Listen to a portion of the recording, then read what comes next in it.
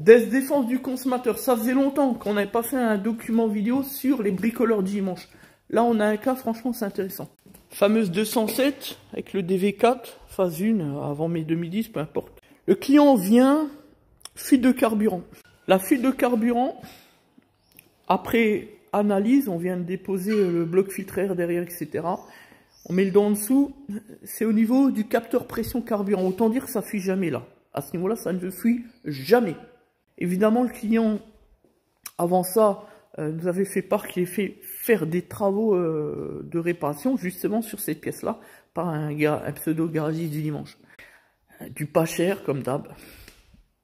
Et voilà les conséquences. Quand je dis toujours que le pas cher, c'est toujours les prémices de l'arnaque, ou du bricolage, enfin, ça revient au même. Le chemin nous ramène toujours à la même chose. Je viens donc de questionner le client. Je lui ai demandé, mais je dis avant, vous n'avez pas de fuite de carburant. Et après l'intervention, si. Bon, ben voilà. Je dis, bon, ben, lien de causalité, il n'y a pas besoin d'aller plus loin. Et le pire, c'est que le garagiste lui a dit, et ça c'est le client qui vient nous le dire au téléphone, donc c'est intéressant.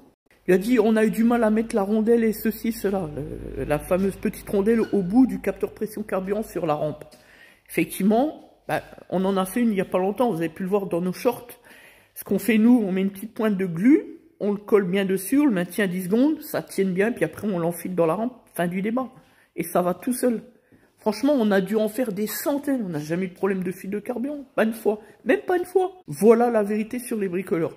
Le prestataire est conscient qu'il est en train de commettre une erreur, que ça va certainement lui coûter non seulement un retour client, mais en plus une fuite de carburant sur le véhicule qu'il aura causé lui-même. Et ça ne le dérange pas plus que ça. On a marché sur la tête. Voilà le monde des entrepreneurs d'aujourd'hui dans le secteur automobile. Et c'est que la première partie de l'histoire. La seconde, c'est que le prestataire a tout cassé. Déjà, une tôle derrière en métal qu'il n'a pas refixée. D'ailleurs, qu'il a déposée, on se demande bien pourquoi, parce qu'il n'y avait pas lieu. Du coup, potentiellement, elle peut toucher, elle faire masse avec le démarreur, l'alimentation démarreur et tout, foutre en l'air, enfin, faire un court-circuit monumental au niveau des allumés du démarreur.